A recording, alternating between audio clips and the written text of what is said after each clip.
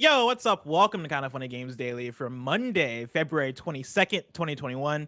I'm one of your hosts, Blessing Adeoye Jr. Joining me is twitch.tv/FM3_ Fran Mirabella.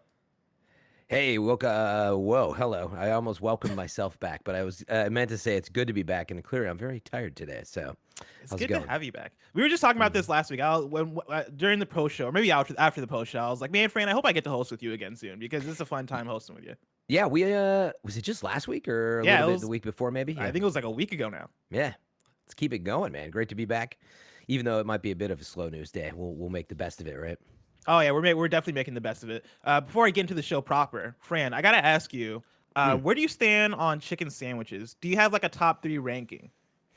You know what? I can't even. So when it comes to ranking things, I'm famously, I procrastinate a ton and can't make a decision. But it's because I have to, like, in this case, I'd have to taste all the best chicken sandwiches, and I haven't even had the Popeyes one. And but Oh my God. but that But being you said, my could go-to do an is ongoing list, you know? Like yeah, but the, I the have ones to you've like had actually so far. You don't. get them. No, I Oh, have see, to get this- the sure, sandwich. Sure. This But is in the other words, thing. like so I love chicken sandwiches, and Wendy's spicy chicken is probably my fave, like go-to, because it's just been around forever, and it's been an amazing go-to. But I know there's been all the recent, what is it, Popeyes, and then who else did one? That's the big boy, Popeyes. Popeyes that is the like, big one, yeah. Popeyes is But like somebody- the king right now. Somebody followed suit after that, I thought, and where it's like, oh, now so and so has a new chicken is it sandwich. KFC? I Maybe it was think, KFC? I think it was because KFC's has had a spicy one. I think it was Burger King did it first, and then Popeyes came in immediately after. Yeah, see, I felt like one of them was more everyone's followed, saying but Wendy's Popeyes. People in chat are saying Wendy's. I haven't had the Wendy's. I didn't kind of do it. fuck with the Wendy's Wendy's has one. had it. Yeah, Wendy's has had a chicken sandwich forever. No, absolutely not. There was like spicy a chicken week, I think. I could have sworn there was a week where KFC did some sort of new chicken sandwich that got everybody going crazy. I bring up the Mickey question D's though, Did it Yeah. this week. Sorry. and that's That's the what thing. I was Okay, so I bring up the question because in KFG's past, me and Imran would have the back and forth talking about chicken sandwiches, and Kevin too. Where we talk about the Jollibee chicken sandwich, talk about the Popeyes chicken sandwich. Over the weekend, I had the McDonald's chicken sandwich, and I wasn't sure if it was a new thing or not. But Yeah. I saw it on the menu, and I was like, oh, I never noticed that they had a chicken sandwich. So I tried it. Really good chicken sandwich. And here's the thing: on my ranking, I can only rank. I've only started thinking about chicken sandwiches in a more deeper way within the last year, and so I only got 3 I can compare it to right now, being Popeyes, Jollibee. I can bring in Chick-fil-A in the mix because I've had Chick-fil-A a few times now, Yeah. and McDonald's. Right now, my ranking stands at, and I'm talking about spicy chicken sandwich specifically. Popeyes number 1. All right, Jollibee's number 2. Chick-fil-A number 3, and then McDonald's number 4. Even though McDonald's, very good chicken sandwich, I just can't compare it to the rest. Dude, I can't remember. I very rarely had Jollibee, by the way. it's So I didn't. good I would have stuff. never thought of them in this chicken sandwich list. So What's up, Kevin?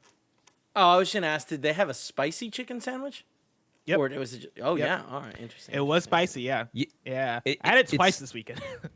yeah, it's somewhat fortuitous you bring this up because I was I was like trying to get a little exercise this week, and I'm scrolling Twitter, of course, in between, taking a quick break between whatever sit-ups or something.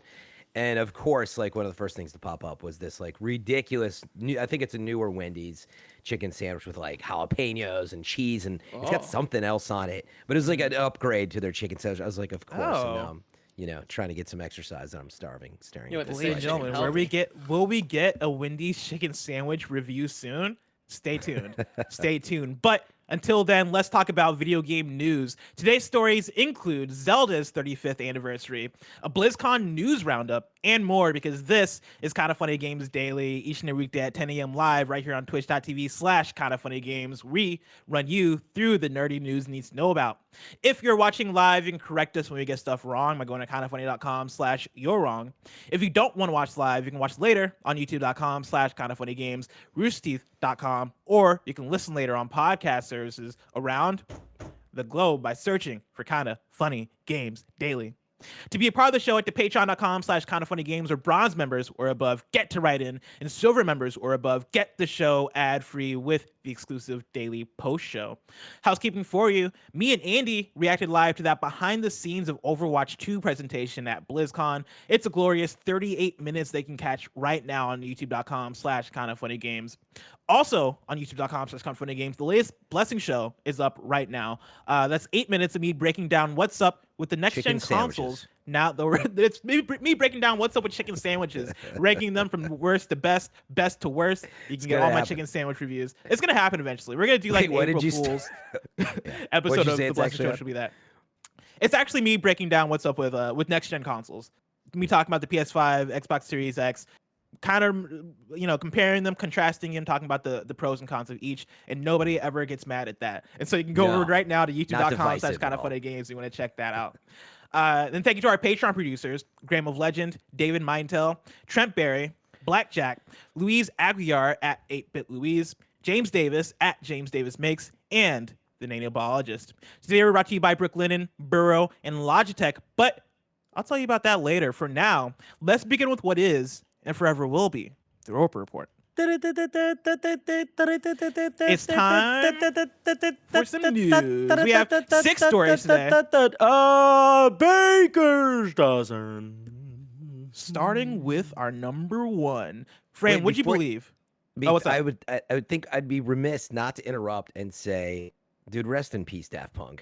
I know it is not a show about music, but they've influenced, I think, everything, including through video games. The fuck happened to Daft Punk? Isn't that crazy? News, if you have not heard today, they decided to break up. They did this little video, and it's real. Like even looking at it, I can't believe it. But did they say why? Are they just tired of making music? Or are they just retiring? There's no news on why. They just sort of are splitting apart. And there's a video they made, so it was like an announcement. It's not like they. Who knows, And I think you got to respect that too, where it's like, hey, they got their own reasons. But part of me wants to believe it's some huge stunt, right? Because what an amazing band. But yeah, I mean, they've been at it forever, right? And you imagine that at a certain point, you just become uninspired making music. When you've been doing it so long, you've been so successful at years, man. I'm sure, for Daft Punk, you get in the game because you're passionate about it, and you're like, this is what you want to do. And then after 20 years or so, you're like, cool, we did it. We did the thing. We were very successful. How much more do we want to make? Exactly. It could be that, and they're going to go out legends regardless. But man, I was hoping for the Tron 2, Tron Legacy 2 to come back and also get a soundtrack from them. I mean, that would have been amazing. You mean Tron 3? Anyway. Oh, right? Wait, Tron Legacy 2. Yeah. I see what you were saying. I get what you're saying. Yeah, Tron Legacy, and then it's confusing. All right. All right. Anyway. Let's talk about Zelda. Fran, it's Zelda's 35th anniversary. Can you believe it? I can believe it because there's been Zelda's just like my entire life in video games, which is interesting. But it is the GOAT, as far as I'm concerned. When I think of the best video games of all time, Zelda's always just there in every generation at every freaking moment. So I can't believe it. What about you though? We're from different. I'm in the same place. It's as far back as I can remember, Zelda's been there. Even in my earliest video game memories, I think back to playing Super Smash Brothers on N64. I think back to playing Zelda on N64 and Zelda games before that, right? Going to friends' houses who had Super Nintendos and NESs and playing Zelda and I can believe it too. I can very well believe that Zelda is this old. But yeah, I still think it's weird. It's a weird thing to say. I feel about any video games because I still think of video games as being such a young medium. Yeah.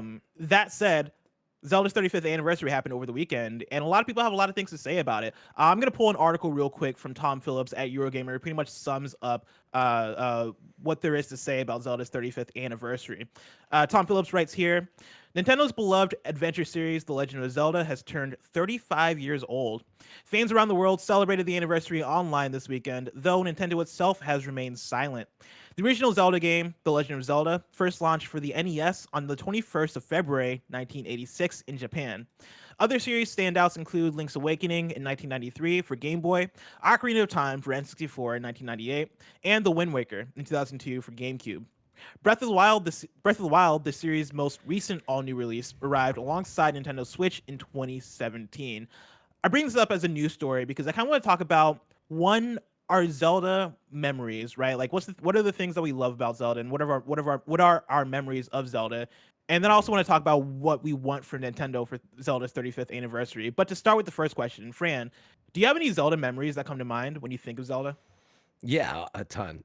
It'd be hard for me to like know where to start. I think, the 1998 release of Ocarina of Time though was the probably the pinnacle of a game release and my excitement for a game. The leap from 2D to 3D was just so exciting, and Nintendo was in a position where they were writing, the Bible on what to do, how to handle all that. And Super Mario 64 certainly taught a lot of lessons, but Ocarina of Time was really the masterpiece where it just capitalized on everything you could do with hardware at the time. Even, with some PC hardware out there, Nintendo showed that, what you can do with like a fully integrated console and getting a team, of course, years of experience on it. But so I was going to say the release of it, but actually the actual day of that it came out, I remembered I was in college at the time, just starting, and I I skipped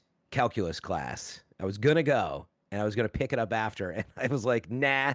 And I just went straight to the store, picked it up, went home, drew the shades, and then just like I skipped school for the day because I'm like, screw this. I'm not feeling well. I'm just gonna stay home and play games all day. So, and that was amazing. I think I played for like 13 hours straight. Oh my god, What that's about awesome. you?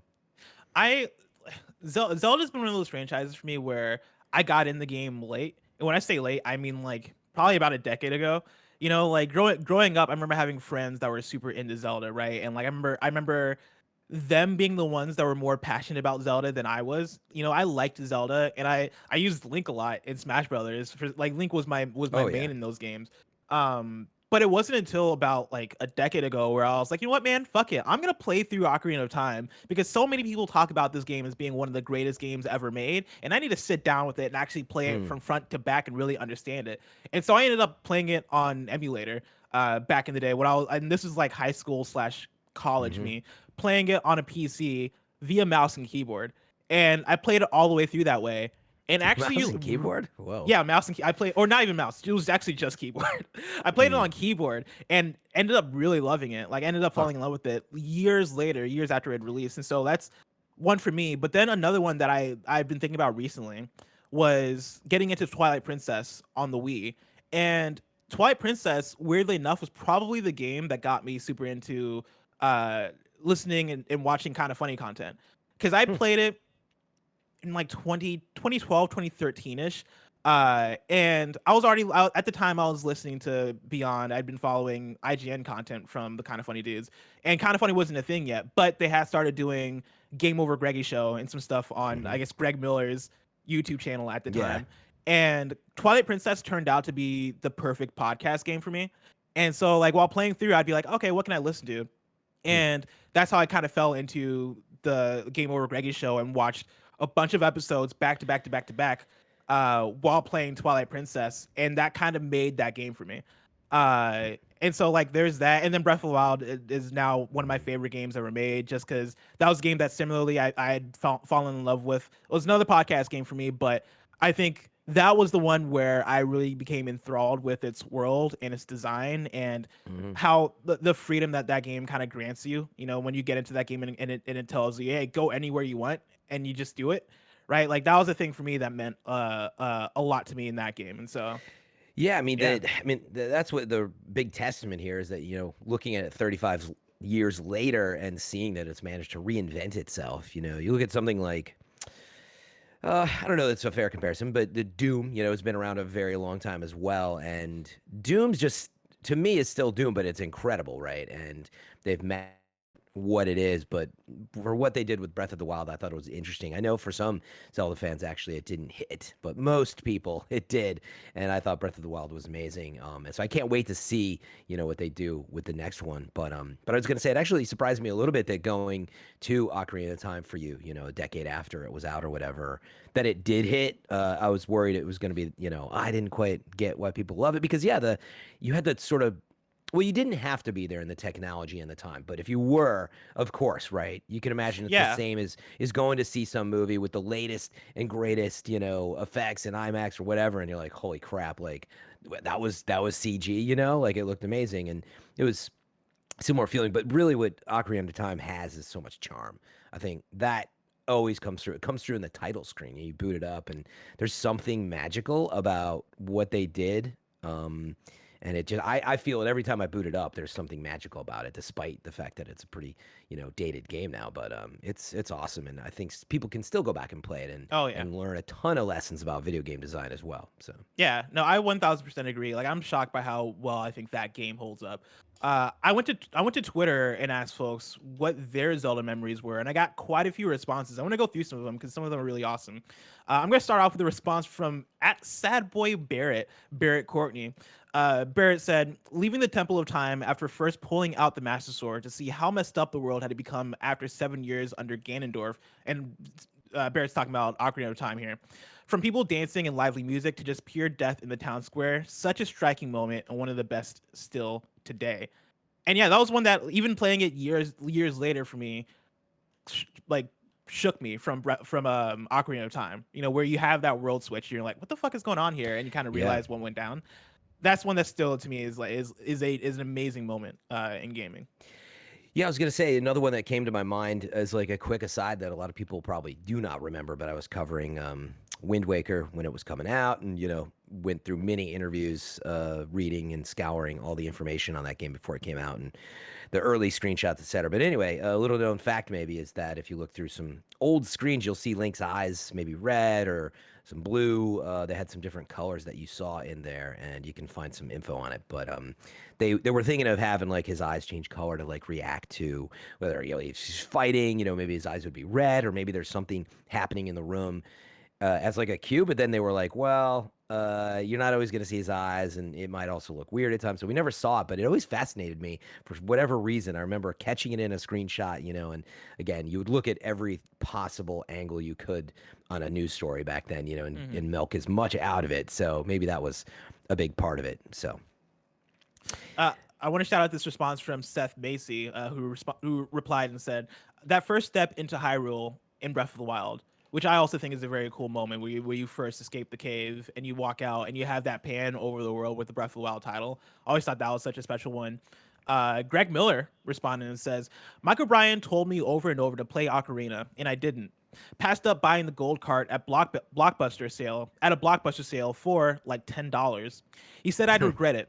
Eventually, I relented and played his copy. I stayed up the night before the ACT with it. Couldn't put it down." It's another awesome How'd the ACT go? Oh my god. Yeah, Greg Miller, if you're listening, let us know what you scored on the ACT. He probably still crushed it, but he was very tired doing it. You already know. Dylan Jones responded and says, "Finally defeating Goma in Wind Waker after struggling for months and having Wind Waker go on to become one of my favorite games ever." Dave Puke responded and says, "I learned English as a result of Link to the Past, having enough dialogue that I wanted to know what they were saying," which is really cool. Cody Coyote responded and says, "Getting to Ganon in Ocarina of Time for the first time and hearing Last Battle start. Oh man," and he's talking about the Last Battle song there, which is a really good one. And then I'm gonna pull Hey, Blessing, it's Greg. I heard you called me. I did not do well on the ACTs, and I do credit it to staying up to like 3 a.m. playing Ocarina of Time the night before. But you know what? Priorities. Exactly. Who won? Yeah, I won out. You made the right choice. Yeah. That's the best part of it. Exactly. I even tried. I even did a thing where I wrote a college essay about Ocarina of Time. I think it's the same thing Barrett tweeted of how the difference, the juxtaposition of pulling the Master Sword and coming out and finding Hyrule decimated and being zombies. Incredible. Damn. Did you score good on that essay? Yeah. Well, I mean, it was a college thing. Like it was like both heartening because my honors English teacher was like, "Hey, this is a really good essay," and he's like, "Also, it's really sad that you didn't read any of the books that I asked you to possibly write this about," because that was what it was. It was like, "Hey, here's 19 novels you should have read by now." I was like, "Oh no," but let me tell you about Ocarina of Time. Oh man. Well, there you go. You could be an aerospace engineer right now, but instead you're talking about video games. I won out. You know what I mean? Right choice. Exactly. The planes fall from the sky. Video games never die. All right, I'll talk to you guys later. See, Greg. And I'm going to pull in one more from Randy Brunette, who wrote in and says, "I've always loved Legend of Zelda, my favorite series. When I met my wife, we bonded over Zelda after I saw her drawing a Triforce in her notebook. It was an instant connection for us, and we started dating in the day we started dating the day Twilight Princess in the Wii launched, and she walked down the aisle to the Wind Waker theme. So now on top of it being my favorite game series of all time, it's intertwined with my marriage in a very meaningful way, and we will always love the series. Ocarina of Time is my favorite. That's awesome. That's awesome. Yeah. Yeah, it's funny. Yeah. There's a lot of people that came together over their love of video games, but certainly Zelda has to be way up there when you think about people who, yeah, they'll have like a tattoo or something that they are super into Zelda, and somebody else picks up on that and they're like, oh, you love it as much as I do. Let's get married. But yeah, I was wanted to make a quick total side note to Zelda, by the way. Kev, people were saying my mic's really low again, just FYI, but I don't know if you're seeing it on your end.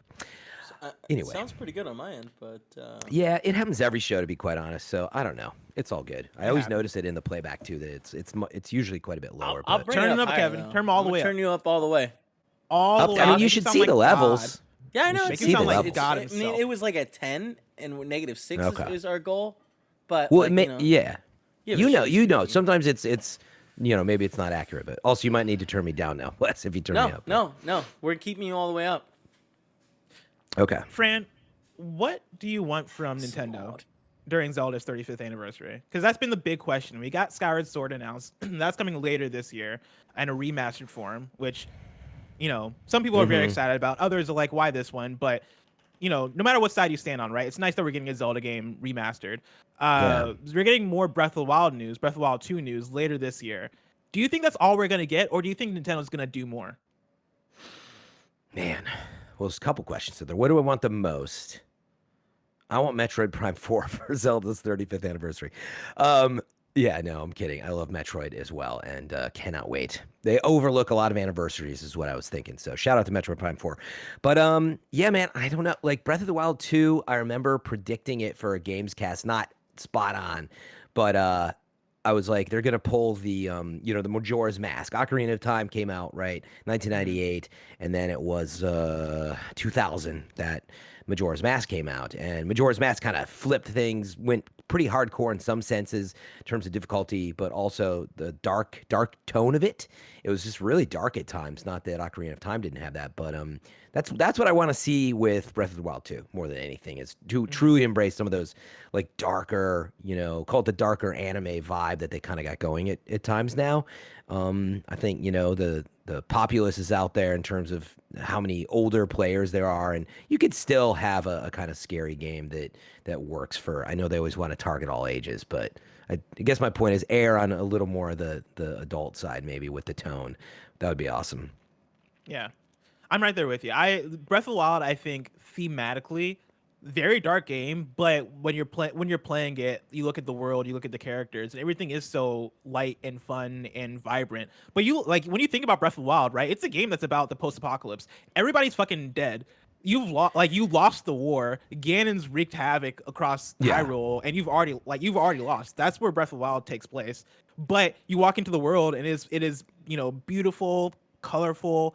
You have all these different environments that you can go explore.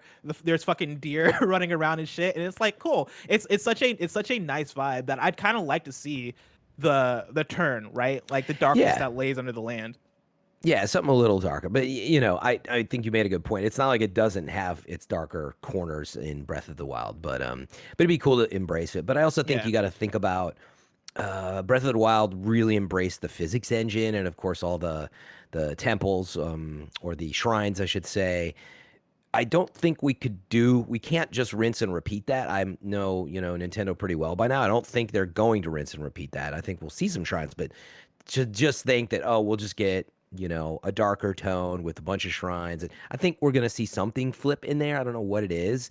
But I know temples, obviously, and the size of a true temple and the way that they handled it, like maybe we'll see some return to that as well. And I'm certainly hoping for that. I mean, that was something to get used to for me in Breath of the Wild. Like I really enjoyed those sort of miniature shrines. Actually they would take some time, but you know what I mean? They didn't feel, they weren't full it wasn't like dungeons. going to the water temple. Yeah. Yeah, and I that's kind of the thing I want too, because even though I like the Divine Beast a lot in Breath of the Wild, I was missing those Zelda dungeons, those traditional dungeons that we appreciate from Ocarina of Time up until Twilight Princess and Skyward Sword. And in terms of the dark themes, right? In that Breath of the Wild 2 trailer, we got images of I think what we assume is Ganon undead, or maybe actually dead. You know, with like the head kind of turning in that imagery. That seems like it's gonna point somewhat towards that. And out of that, I hope we get more story, because that was like one of the things I wish we got more out of in Breath of the Wild. And then I also think we are gonna get more dungeony stuff, because I think that's the natural progression of what we got out of Breath of the Wild with the open world and the shrines and all that stuff. I think if you want to make something that's fresh out of that, you then go full on dungeons. Like I can see the DLC and Trial of the Sword and all that stuff kind of pushing toward that direction a bit. And I think that'd be awesome. In terms of the 35th anniversary, I think the easiest answer to give would be more remasters and more ports. You know, it'd be awesome to be able to play Ocarina of Time and Majora's Mask, and Wind Waker and Twilight Princess on the Switch. I know that's probably asking too much from Nintendo, because Nintendo is always very much of their own mind when it comes to how they're going to release remasters and games in general. But some form of that I think would be awesome. You know, whether it is just Majora's Mask or Ocarina, or whether it is, hey, we're going to take the Wii U ports and put them on Switch. I think either of those would be awesome. I think to get like a Zelda 35 that of the vein of Mario 35 would be really cool too, where it is, whether it's a Zelda battle royale that is dungeon to dungeon and you're taking out opponents that way, or whatever it may be. I think something like that could be cool. I just want to see them celebrate it though. You know, that's my big thing, is I want to see them embrace it, because I think it's always a fun thing to go back to those franchises and really lift them up and give people a reason to get excited about them. Yeah, I mean, it's probably development resources. So I kind of joked about it, you know, talking about Metroid Prime 4 instead. But yeah, I mean, I would love to see something for this. I'm just not expecting it at this point. You know, I feel like with the direct that just happened and we were right here, you know, they even said, hey, we're not really ready to talk too much about Breath of the Wild 2, but we didn't really. I feel like that was the time and the moment. Like it pretty much was the 35th anniversary. So I'm not really expecting much, but man, it'd be nice to get a full on, you know, we already saw Wind Waker, you know, HD, and it'd be awesome just to get a full on, you know, Switch port of that. Obviously, I know a lot of people have been wanting that. I feel like that's the easiest solution. You know, any GameCube game I think you can take and be like, okay, can you at least just get that in good shape and bring it to Switch? I think people would be pretty happy with that. And Wind Waker is a heck of a Zelda game too. So yeah. Fran, let's talk about BlizzCon. This is story number 2. We got a BlizzCon 2021 roundup. Before I get into it, Fran, are you a Blizzard person? Did you watch any of BlizzCon? Does this appeal to you? I watched some of it, but I would say I'm behind on some of the news. So I'm curious to go through it all in a bit more detail with you. But yeah, I was excited to check out some Overwatch stuff. Excited to see more on, you know, Diablo 4. Those were probably the two standouts for me. Yeah, no, I'm right there with you. Like I come in and watch the things that I care about out of BlizzCon, and that was mainly just Overwatch for me. So let's get into it. We got a roundup from Felicia Miranda at IGN. Let's start off with Blizzard Arcade. There's a Blizzard Arcade collection that's now announced. Blizzard is bringing back some of its classic games with the Blizzard Arcade collection. Launching today, and this is Friday, on PC and consoles, the collection features The Lost Vikings, Blackthorn, and Rock and Roll Racing, both their classic and newly enhanced formats. We also got World of Warcraft Shadowlands patch. What's that? For real, I missed this news. Rock and Roll Racing is just coming out in this arcade collection. Oh my god, that was like, tell me about Rock and Roll Racing. Oh my god, it's like one of my all-time old school favorite games. I played so much of that. It was, you know, it's just like a top-down. I got to go back and look. Was it isometric or top-down? But it's a racer, you know. But it had the coolest music and some of the best sound, like legit, some of the best sound at the time. In fact, I'm trying to remember. I might look it up while we're talking. Some of the developers, I think, were just like on point with their ability to compress sound. So getting that out of your Super Nintendo, I think at the time is where I was playing it, right? But it was just incredible. But I must have clocked like hundreds of hours for whatever reason. Really? And yeah, Kevin, that's right. So somebody in chat said it's combat racing. Yeah, you're like crashing into your other teammates, and I got to go back and look it up. But man, that game was a ton of fun. So that's exciting. Awesome. Lost Vikings is an incredible game. All of those, Blackthorn, etc. That's a really awesome collection. So if you've never played any of those, I'd say get hyped and respectfully go check them out. You know, when this is out. I didn't catch the date, but well, what's that, Kevin? Are the kids hearing this? Kevin's watching a YouTube video in the background. Guys, I'm pulling up the stupid piece of shit video that's probably gonna be lame. All right, Rock and Roll. Rock and Roll Racing? You think Rock and Roll Racing is gonna be lame, Kevin? How dare you? How fucking dare you? I totally missed this Rock news. and Roll Racing. because of Definitely the. I love mean, that. the music was a big part, like a huge part of it. As Kevin's looking that Is he up, pulling it up? let me Yeah. tell you about World this of an Warcraft SNES game? Shadowlands. Yeah. World of Warcraft Shadowlands patch 9.1 Chains of Domination was also announced. We also got World of Warcraft The Burning Crusade Classic expansion, which was announced. How's it looking, Kevin? Not great. Keep doing it. You got it. You're going Cool, great. cool. People say it comes out today. Wow. Yeah, it's already out. Hearthstone Forged and Barons expansion and Mercenaries mode has been revealed. We also got Diablo 4 role class trailer Wait, revealed. real quick. Do you want a trailer of the new or the old? It shows I think the new. Yeah, it's probably looks a lot better than it. No, I mean this is already 7. This is 7 years old. All right. Where is the new stuff? You got this, Take your Kevin, I time. believe in you. We You might got just want to plus- look up the collect. It'll probably be in like a collection trailer. Well, why don't we go through all the news and then we come back to it at the Yeah, we'll come back to it. because then it'll give you time to find it. And then Diablo 2 Resurrected was announced. BlizzCon 2021 has even more nostalgia for us. And again, this is Felicia over at IGN. This time announcing Diablo 2 Resurrected and confirming it'll launch on PC, PS4, PS5, Xbox One, Xbox Series X, and Nintendo Switch. And then we got a bunch of new details about Overwatch 2. I'm going to pull directly from Joe Screbbles at IGN, who has his own wrap-up for us. A plethora of new information was revealed about Overwatch 2 at BlizzCon 2021, including new campaign details, 2 new maps, a new hero missions mode, and then changes to PvP and more. I'm going to start with some bullet points. 2 new Overwatch maps were revealed as part of the panel, Rome and New York City, although it's not clear what PvP mission types they'll be. New character, Sojourn, was shown off a little more, with the team revealing that she uses a railgun designed to bring back some of the feeling of classic shooters. The gun requires accurate use and can rip through enemy health bars. While Overwatch 2's PvP leans heavily on the existing Overwatch structure, the team is making experimental changes that make Overwatch 2's PvP a big departure from the current live version. Of course, me and Andy did a whole reacts to the Overwatch 2 presentation. It's live right now. One of the things that they pointed out was that they could just rip out the assault mode from Overwatch entirely, because apparently people do not like that mode, which I wasn't aware of because I've always liked assault, but that's the thing that's an example of a change they could make to that. And so look forward to big changes from PvP. They also talked about hero missions. Those are the game's replayable co-op PvP mode, which have been designed to entice new players who might be less interested in competitive play. Hero missions will contain light story elements and can be played with any character in the roster. Overwatch 2's campaign centers on the members of Overwatch being brought back together to work out who's behind a second Omnic uprising. Every mission will feature cinematic intros and outros with seamless cuts to and from gameplay, and then every story mission is set in a custom-built map and are described as absolutely gigantic. Fran, did you get to watch some of the Overwatch 2 presentation? Is Andy here? I Hey, saw him yeah, pop Andy's in here. the Discord. I didn't Andy, know how's if it I going? should. Yeah. Hey everybody! I just wanted to clarify really quick on the 2 capture point thing that happened.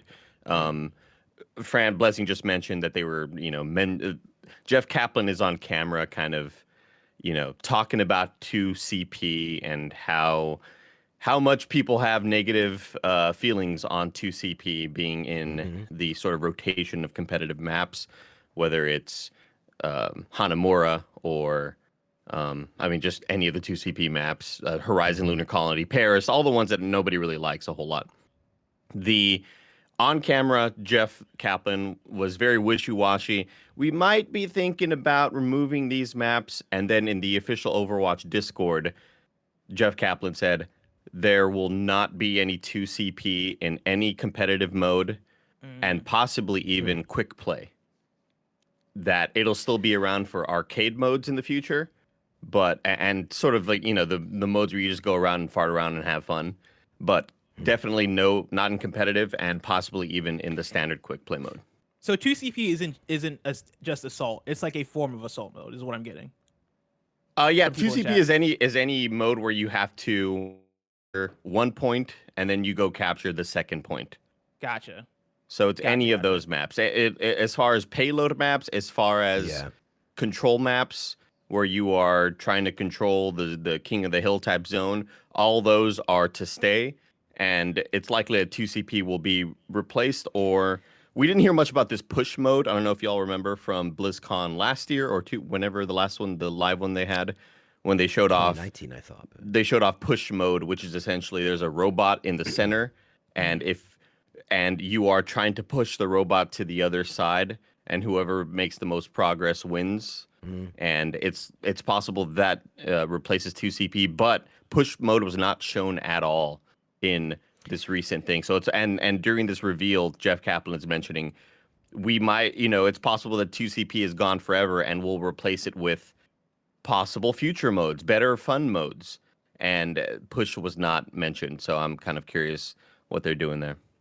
Yeah. Andy, what was Good your overall clarification. takeaway from that Overwatch 2 behind the scenes? It's way bigger than I would have thought it was. They are definitely doing work on the single player stuff. And I love that. I think they have such a nice roster of characters and a cool world that they've created, and I want them to capitalize on it more. I mean, the shorts that come out whenever Blizzard makes these animated shorts, they are always heartwarming and really well done and fun, and they always make you smile and sometimes cry, and it's like they really need to do more with this world. And I think Overwatch should be like synonymous with Fortnite on that level when it comes to like, why don't people need to care about this shit more, because it's so well done, and I want the world to just be more realized. So I can't believe how deep the campaign seems like it's going to be. Just like in the video we mentioned, Bless, I didn't care about any of the single player modes, and now I totally care about this campaign, and I'm really happy about it. Yeah, no, I'm right there with you. When we got the announcement of Overwatch 2, I was a bit underwhelmed by it, because I come to Overwatch to play multiplayer. Like, I come to play the different PvP modes, and whenever they have added in PvE stuff, that stuff has never really captured me. Like the limited time events and all that stuff. You go in and I play once or twice, and I'm like, okay, that's cool as a thing to fuck around with, but never struck me as a thing that should be the main event. And so with Overwatch 2, when they announced that was going to be a big thing, was them adding in a campaign and adding in these PvE stuff, I was like, oh, all right, we'll see how that goes. And I wasn't until this last presentation where I was like, fuck, man, this looks really good, because they went into detail talking about how, yeah, like we tested and we understand that like the taking out these NPCs isn't as satisfying as it needs to be. And so we went in and we added in enemy degradation to where now if you shoot at a robot's arm, that arm will fall off, or if you shoot at the robot's leg, it'll trip over and stuff like that. Stuff that makes that gunfire against PvE stuff work. They talked about that. They showed off a little bit of the skill trees and some of the leveling, which looks really interesting, because now you can equip certain moves for certain characters, certain special abilities in ways that wasn't a thing in Overwatch 1, and the ways in which they're doing it in Overwatch 2 look fun and look exciting. Overall, I'm very excited about Overwatch 2. I am shocked about how excited I am for the PvE stuff in Overwatch 2. I clearly need to watch that full, it's like, 38, 40-minute long video, right? So I watched a recap, and there's a lot of stuff you guys are saying now that I didn't pick up on. Like the skill tree stuff, I didn't see that. So skill tree stuff, all those things will likely not affect multiplayer. I think that would just kind of tilt the balance a little too much. Yeah. But Fran, I think the biggest thing I took away from it was they are approaching the single player like Left 4 Dead. They are suddenly, these enemy types are not just small robot, medium robot, big robot. They are adding so much variety to what the enemies are and how they behave, and it feels a lot more dynamic, this world that they're creating. And so like they showed off, I guess the closest thing I can compare it to is what the Avengers campaign did, where they are making a big story that you will play through, and with cutscenes and all, and it's likely going to be one of those things where you play as certain heroes in this mission, you play as certain heroes in this mission, but then they have these smaller type of strikes, or whatever they were called in Avengers, the smaller type of single player, they call them hero missions, I believe. Yeah. And I think they're all kind of, designated to certain heroes, but they're much more smaller in scope, but still, like, they're trying to ramp up the variety on it, so much so where there's a world map and you can pick what area you want to play in that world map, and the world map will have dynamic weather, dynamic time of day. So you might play on Paris when it's snowy at nighttime, or in the morning of on Lijiang Tower and it might be foggy that day or whatever. Like I think they're just really adding a lot of depth to it, way more than I thought they were. Yeah, I was gonna say like it's worth the wait. I know for a long time Overwatch, obviously it came out and it's had its ups and downs, and it's been hard at times, I think, to keep the juice, flowing, so to speak. And I think it's an incredible game. It's a super talented team, and definitely got a little nervous as sort of Activision kind of set up more rules for how quick, teams need to move at Blizzard. Blizzard is famously known, of course, take all the time they need. It'll be out when it's done. This game's not coming out till it seems at least next year, according Probably to next them, year. which Yeah. is a lot of time for them to take. Absolutely worth the wait, though. An Overwatch game, and That's what again, also worth the wait, right? Like as a sequel for a game that came out in 2016, that's going to end up being 5-6 years until we get another game. From the time between Overwatch to Overwatch 2, and that's seems to be the time that they need, especially when you look at some of the upgrades they made visually to Overwatch 2. They go into detail about and how sound, they've upgraded sound, and animation. they went in and captured real guns. Yeah, animation. They went in and tweaked the looks of each of the characters to be more detailed. I'm super excited about this. Yeah, game. That's the thing. I was glad to see that, and that's what I was kind of getting to the heart of. Like they're overhauling a ton of stuff, and it's worth the wait, because when Overwatch 2 hits, you don't want it to just be, they added in a little of these hero modes and like some new maps, and they got rid of these 2 CP, maps. Like it's going to be a lot more than that, I think, based on the amount of time and effort they're putting in. And I think we just read something that Apex Legends made a couple $2 billion. So I think Blizzard and Activision, they know how much money is on the line here, and it's worth taking the time. Andy, what are you and Stomach Mike and me playing after this? Great question. I don't know. I have no idea. Are you guys playing that the Mario World with Tim? I thought so, but apparently there might be a change, so we'll go ahead. We're gonna go ahead and see after y'all are done. But thank you for all letting me invade. I'll talk to you all later. Man. Thanks for the Peace deets. out. Of course, twitch.tv/kindoffunnygames. Right after Kind of Funny Games Daily, you can catch the stream. It'll be Snow Mike, Andy, Nick, maybe Tim, maybe not Tim. I thought it was Tim, but I don't think it's Tim anymore. But you will see. But for now, story number 3. A Twisted Metal series from Deadpool writers is in the works over at Sony Pictures TV and PlayStation Productions. This is Joe Otterson at Variety. A live-action series adaptation of the Twisted Metal PlayStation game franchise is officially moving forward, Variety has learned. Sony Pictures Television and PlayStation Productions are developing a series based on the Twisted Metal vehicular combat games, the first of which was released in 1995. It was originally reported in 2019 that Sony was interested in developing a series based on the games. The new series is described as an action comedy based on an original take by Rhett Reese and Paul Wernick, the writers behind Deadpool films and Zombieland. Quote, Twisted Metal is one of the most beloved franchises from PlayStation, said Assad Kizilbash, head of PlayStation Productions. We are thrilled to have such a great team working on bringing this iconic game to life for the fans, end quote. The show is about a motor-mouthed outsider who is offered a chance at a better life, but only if he can successfully deliver a mysterious package across a post-apocalyptic wasteland. With the help of a trigger-happy car thief, he'll face savage marauders, driving vehicles of destruction, and other dangers of the open world, of the open road, including a deranged clown named who drives an all too familiar ice cream truck, whom fans of the game will know as Sweet Tooth. Fran, this sound exciting to you? You want a Twisted Metal TV series? Sure. Yeah, I mean, I think we need more video game stuff. Unfortunately, it has a history, in the past of it can be maybe not done so well when a video game is adapted to a movie or, maybe TV. But no, I think the games have, obviously with The Witcher and other stuff, have shown how much potential they have. And so, yeah, I'm excited about it. It's a really cool world. And again, we were talking about darker tone stuff. This is certainly in there, but it's also funny.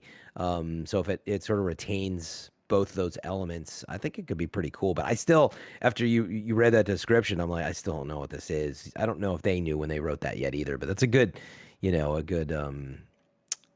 short description maybe of where they're headed. But yeah. If you'd asked me if I wanted a Twisted Metal TV series, I would have said no, but them taking all these steps makes me actually excited about it, because you're telling me it's from the writers of Deadpool and Zombieland. That already, I think, is a good starting point for establishing a tone of a Twisted Metal series. And then yeah, you tell me that it's about a dude in a post-apocalyptic wasteland who has to deliver a package. Then I'm like, okay, this sounds like it has a lot of potential, especially if you're going the comedic route. Like this sounds like a funny Mad Max to me. Yeah, I was gonna say if it has any of the tone of Deadpool and Zombieland, that'd be amazing.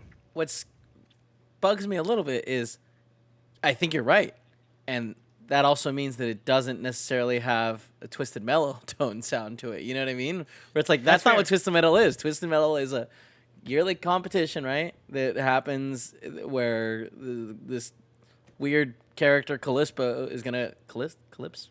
I can't say it. Calypso, maybe. That's it. Is gonna grant you a wish if you win. It's different, you know. Was that what the premise was, dude? I mean, yeah, dude. Like the stories, stories were like the best part. I've like never Twisted Metal thought about Black, the Twisted Metal series. Twisted Metal Black. Yeah. Like the like those. That's one of the reasons I got so into it is because like the like fucked up stories. The characters are awesome. Yeah, absolutely. Yeah.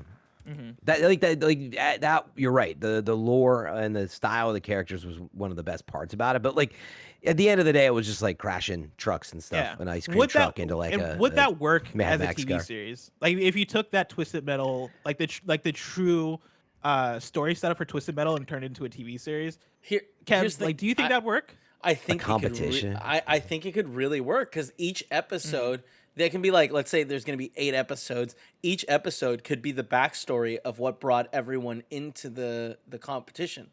And then like kind of give a little bit more of the battle. Someone gets taken out. Like, I think that could have been really cool. And this sounds very, very different in every way. Yeah, but hopefully they still maybe they still reference like that it's around that world because it's not like they're competing 24/7 in that world probably. So for it to be before or after or between those things, I think they could still have a nod to that without it just being strictly, about that. But to be honest, I really did not remember that exact about Twisted Metal story. I do remember, of course, them getting into the characters and whatnot with Black, but it's just it's a funny game, and unfortunately, I'd rather be talking about are we going to see a new Twisted Metal game, but we're not hearing that at this point, right? I mean, with the last one that came out, I know that was a long time ago, but that was not that was great. PS3. That was not great at all. But if it's good enough to turn into a TV series, I'm sure somebody can figure out the freaking game. So I'm sure it's if interesting. the TV series ends up as a huge hit, which probably won't, but if it does, I could see PlayStation looking around and being like, all right, who can we get to work on this?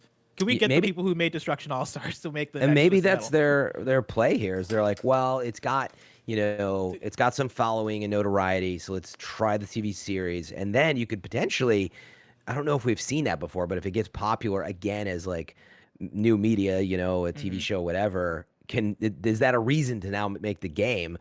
Maybe that's the play. So I guess we'll see.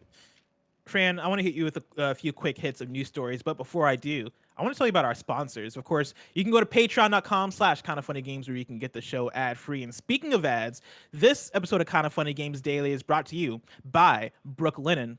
Life is too short to sleep between anything less than really nice sheets. But maybe you looked at some retailers and calculated the years of interest you'd pay on just one setup and gave up. Trust me, go check out Brooklinen. Brooklinen was started by Rich and Vicky, who also tried to find beautiful home essentials that didn't cost them an arm and a leg. And when they couldn't, they founded Brooklinen as the first direct-to-consumer bedding company. They work directly with manufacturers to make luxury available directly to you without the luxury level markups. Brooklinen has a variety of sheets, colors, patterns, and materials to fit your needs and tastes. Brooklinen has over 50,000 5-star reviews and counting. They are so confident that you will love their products. They even offer a 365-day money-back guarantee. And Brooklinen is so much more than sheets.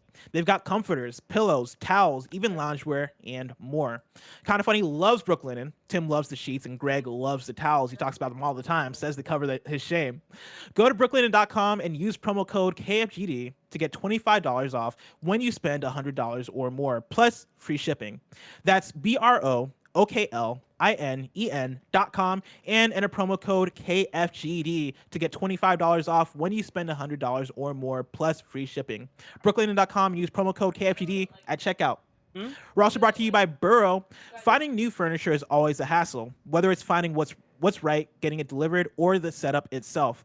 That's why I'm excited to tell you that the show is supported by Burrow, the furniture company that's designing smarter, simpler things for modern life at home. They built the company from the ground up to fix all the ways that shopping for furniture is frustrating. Every decision they make, from the first sketch of a new couch to the fast free delivery promise, is made with your experience in mind. No more visits to far-flung warehouse stores, no high-pressure salespeople. Plus, Burrow's world-class support team is available for you whenever you need. It's furniture designed for the way you live. The credenzas are actually tall enough to fit next-gen consoles standing vertically, and the award-winning Nomad sofa has a built-in USB charger. Assembly is simple. Burrow customers literally write reviews applauding the instructions for being so easy to follow. Modular designs means that they're easy to set up, but also easy to take with you to your next home. Burrow is also fast with free shipping on every order. Burrow saves you an average of $100 or on large items like a couch. Right now, you can get $75 off your first order at burrow.com/games. That's Burrow, BURROW.com/games for $75 off your Burrow purchase. Burrow.com/games. Lastly, we're brought to you by Logitech. Gaming headsets are important. You want a headset with a good mic, good sound, and a headset that feels comfortable to wear. That's what's best about the G733 wireless gaming headset from Logitech G. The G733 Lightspeed wireless gaming headset comes with 2.4 gigahertz wireless connectivity, front-facing dual-zone light sync RGB, Blue Voice mic technology, Pro G audio drivers, and multiple colorways to choose from. It also has total freedom with up to 20 meters wireless range with Lightspeed wireless. Keep playing with 29 plus hours of battery life. Play wirelessly on PS4 with stereo sound. With front-facing dual zone light sync RGB lighting, you can personalize your headset lighting across style and comfort. The reversible suspension headband is designed for ultimate comfort during long play sessions. Each G733 colorway has its own unique headband design. There's also soft dual-layer memory foam that conforms to your head and contours around your jaw for a better seal, reduced stress points, and delivers longer-lasting comfort. Is available in multiple colorways, each with its own vibrant reversible headband and corresponding ear pads. For a limited time, Logitech G is offering our listeners express shipping at logitechg.com.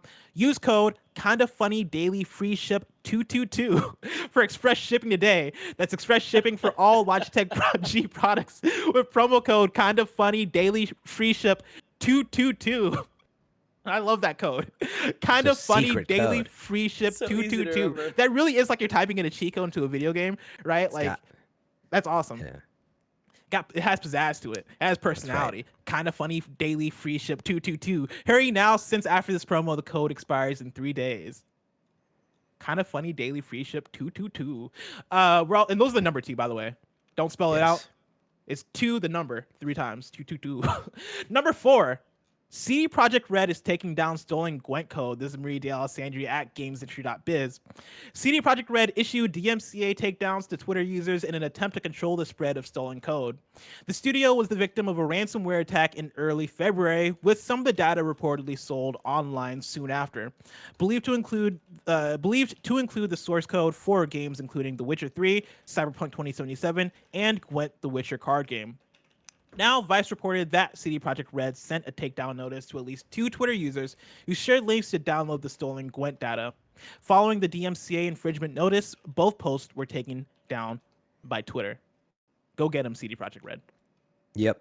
Yeah, that whole situation, dude, ransomware, unbelievable scumbags. Like, can you, It sucks for them. I know people were mad at, obviously, Cyberpunk, but it makes me wonder, right? Was that like part of the motivation behind this whole thing? And anyway, I guess this story is more about the result of that. Is they got a hold of, Gwent, and we're just as because CD Projekt Red said, sorry, we're not going to negotiate with you guys. So they're like, okay, we're going to put out Gwent source code. Like, I don't know how that's impacting them, other than they're trying to keep it out of other people's hands right now. But yeah. No, I mean, like, when you go through the actual ransom note that they left, since CD Projekt Red posted it, right? The ransom note is kind of inferring that, like, oh yeah, CD Projekt Red, we know you got secrets as a company, we know you're shitty, and so it has some to do with it. Either way, it's obviously like a shitty thing to have Yeah. do this ransom attack on a company. And, I do like the stance of we don't negotiate with terrorists. Put that shit up if you want to. We'll just DMCA it and worry about it on our side. Yeah, I mean it's a scary scenario because they got a hold Yeah. of all kinds of stuff, obviously. But yeah, I mean, I guess the motivation was they were trying to get money out of them, and they didn't want, they probably, as a ransomware person, you don't really want the publicity. I don't think you just want a paycheck. But crazy to see that I remember reading it. It was the point of like, man, is this really going to turn into anything, or is this like a veiled threat? And they're out there releasing actual source code. So sucks for CD Projekt Red, but DMCA is a hot topic too if you're looking into that. By the way, speaking of which, if you try to stream the new rock and roll racing game, you should be careful because it had an amazing soundtrack with like Paranoid from Ozzy, Black Sabbath, and so a couple other tracks in there that probably you got to avoid putting on for your an streaming SNES channels. game? Yeah, and that was the amazing part about it. Yeah, the actual soundtrack I was double checking. It had Bad of the Bone by George Thorogood, Highway Star, Deep Purple, Paranoid by Black Sabbath, the Peter Gunn, song by Henry Mancini, Born to Be Wild by Steppenwolf. And then I guess I didn't play it on Sega Genesis. It had Radar Love by Golden Earring, which I don't know that off the top of my head. I did pull up but the arcade collection trailer. yeah, be careful of the sound, maybe. I don't know. Like just So, FYI. You want to play it real quick? DMCA. Play it without It's- sound, maybe. Oh, that's okay. Is it a long one? But I get, What? Yeah. Hold on. There it is. are you gonna pull it up? Yeah, so It's I up. was It's reflecting on it, dude. I played so much like competitive, like multiplayer with my friends. That's what this game for me was all about. If you watch, when we get to rock and roll racing, but Lost Vikings and all these other games were a lot of this was about multiplayer. But dude, rock and roll 3 racing legendary just games. yeah, there it is right there in the middle. So is it the middle one? I'm assuming. It's the middle one, yeah. It was just like Yeah. a really cool looking game in its time. With it almost looked 3D, right? And it felt 3D, and it wasn't. And just an amazing soundtrack and pretty cool physics of like, beating people to the finish line. And it was all about competitive play. So, Damn. but yeah, it looks like a really great arcade collection, honestly. So There you go. didn't catch that. Story number 5 is another quick hit for you. Rare's canceled N64 game Dinosaur Planet has leaked online. This is Adam Bankhurst at IGN. Rare's canceled N64 game known as Dinosaur Planet, which ended up being repurposed into GameCube's Star Fox Adventures, has leaked online and is fully playable. Force Evolution on Twitter released the files to Dinosaur Planet and shared some screenshots of the game that features Star Fox's Fox McCloud. Force Evolution purchased a disc from a private game collector in Sweden that had a build of Dinosaur Planet on it from December 1st, 2000. It is said to be a late build of the game, and that would need some hacking to be fully playable to the end. This story's so weird to me because, like, let's just simplify this story. Rare made Dinosaur Planet. It was late in development. They decided, nah, it's basically just like an unfinished Zelda N64 game. How can we make the best of it? So they turned it into Star Fox Adventures. It is, as far as I can tell, I mean, it is, you're playing the game if you go play Star Fox Adventures in like a much better form. So Yeah. I get the nostalgia of wanting to like go play something that's unfinished, and I've had that pleasure at times. I think it's cool. also the thing of playing a Rare game on N64. I think it's different because that was the golden age of Rare right there. I guess you can loop in SNES with that also too. Once again, the GameCube and Xbox, like that Rare magic kind of got lost a bit. Star Fox Adventures isn't one of those Rare games I look at as like a fuck. This is one of the ones, right? Like that. I But feel like that's that era kinda Dinosaur ended with Planet. Conquer. So Dinosaur wouldn't- Planet could have that's been my part point, of that dude. cherished bunch. It would have been. I mean, dude, I haven't played it obviously, but the game you're playing. My point is, you're playing this game with Star Fox in it and some changes. But if you look at what the demo was that was released, what made Rare so awesome is they put their own spin on what Nintendo already had done. In other words, they took Super Mario 64 and they made Banjo-Kazooie, and it was such an awesome, high polished spin on what Nintendo did. And of course, Dinosaur Planet, you look at it, is Zelda basically with their own spin, and that's what Star Fox Adventures became. And so honestly, by the way, if you play a couple clips back to back, even the soundtrack, it shares obviously some of the same work. So it's just play Star Fox Adventures. But pretty cool to see though that it was basically finished out there. Yeah, that's my thing. Is like I'm such a big fan of Rare, especially the N64 era of Yeah, I Rare. know. So for this to be released out there, I'm like, fuck yeah, dude, let's get it. I'm all about it. Go play Star Fox Adventures. It's the same thing.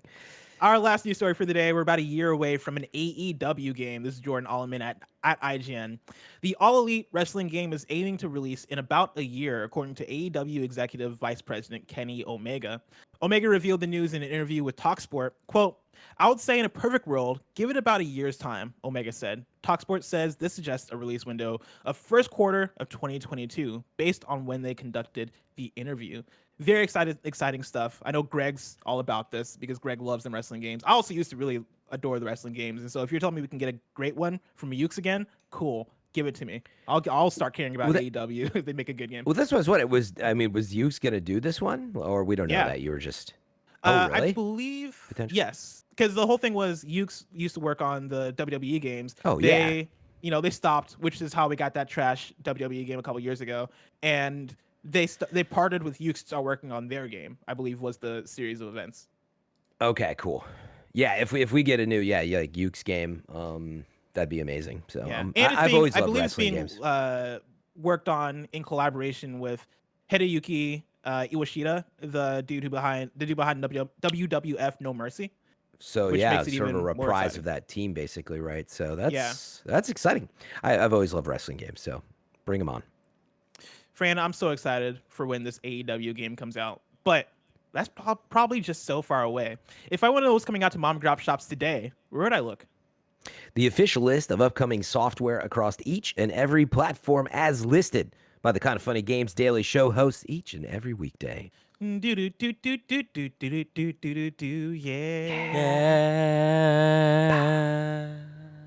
Out today, we got Dry Drowning for Switch and She for Switch, and then Trashed is out today on Steam. New dates for you. We got Anton Ball Deluxe. That's releasing on Steam for PC this March 5th. And then this is from the Fall Guys Twitter. In collaboration with Studio MDHR, we're pleased to announce that Cuphead is the featured costume on Wednesday. Boom. Get yourself some Cuphead and Fall Guys. Of course, you can go to patreon.com/kindoffunnygames where you can write in. Let us know your questions. Let us know your squad ups, just like Andrew did. Andrew wrote in with a squad up on PS5 and says, so I've been playing through Demon Souls now that I've caught the Souls itch from watching all of KF to get into the different games. I just recently got the platinum in Bloodborne, and now I'm working toward the platinum in Demon Souls. I made one huge mistake, though. After killing the final boss of Valley of Defilement, I fell into the swampy area below and got killed in my human form, removing my pure white tendency. One of the key trophies is tied to pure white tendency in this world. After much research, it appears the only way I can get back to pure white tendency is by killing an invading player. Here's where my request comes in. If anyone is willing to help me out by invading and letting me kill them, I would be incredibly grateful. I'd be willing to drop stones or other helpful items needed. I have created the password entry code kfhelpme if anyone is willing to help out. My actual PSN is amedding, that is AMEDDING, but I think that all I need for help is the kfhelpme password inputting in-game that allows anyone to use the password to invade.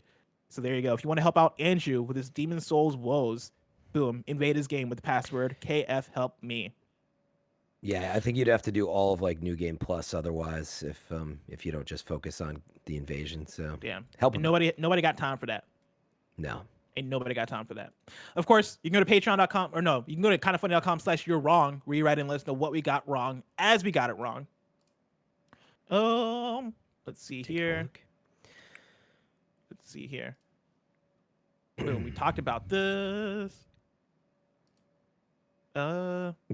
Wit says Nintendo also has Age of Calamity DLC coming out in June and November of this year for Zelda's 35th anniversary. Oh, I see. So that's the Zelda 35 conversation. Cool. So yeah, we got that. There's a lot of questions otherwise. Yeah. Some editorializing question. Okay. We got one more kind of funny you're wrong from Kinda Steven, who says, what Fran said is incorrect. Miyamoto saw this and thought the main character looked like Star Fox, so they had Rare cancel that game and repurpose it for GameCube as Star Fox Adventures. The main character of Dinosaur Planet, they made into Cat from Star Fox Adventures. So you're telling me that on record, the reason Nintendo canceled Dinosaur Planet was because they thought the main character looked like Fox. I'm sure that there was some commentary on that from Miyamoto, but I feel like that's like really boiling down. There's probably a lot more to it than just that, but I feel that. Yeah, I I'm feel pretty that. sure it was an amalgamation. They're of like, things. well, these dinosaurs kind of look like a fox person anyway, so let's just make it Star Fox. I mean, what's funny is Miyamoto was famously like quoted for saying, he'd say stuff like that sometimes. But I guess the point is, I'm sure that wasn't all of it. I don't mind being wrong, by the way, but I don't think my point is that's the reason that they took a whole game on N64 and pushed it to GameCube. I'm sure that's why they repurposed it into Star Fox specifically. But I'm sure like the game would have gotten carried over either way. Yeah, no, I think because like they had the animal characters, like, oh, how do we make more out of this? And frankly, we knew they needed launch games in the launch window for GameCube, and that was like one of the big reasons that they pushed it actually, and it was a good choice. It was definitely a good choice. This week's hosts for Kind of Funny Games Daily go like this. Tomorrow, you're getting Greg and Gary Whitta. Wednesday, it's me and the busiest lady in the business, Andrea Renee. On Thursday, it's Greg and Chelsea Blasco. And then Friday, it's Greg and me. That's right. We're back at it like a bad habit. If you're watching this live right now on Twitch, after this, you're getting Mike, Nick, and Andy playing some video games. Is it Super Mario 3D World with Tim Geddes? I'm going to say yes, because I see Tim Geddes in the other live channel. And so stay tuned for that. Of course, this has been Kind of Funny Games Daily, each and every weekday at live right here on twitch.tv/kindoffunnygames. We run you through the nerdy news you need to know about. We have a Patreon post show for those that are subbed at the silver level of patreon.com/kindoffunnygames. So stick around for that. Otherwise, until next time, Game Daily.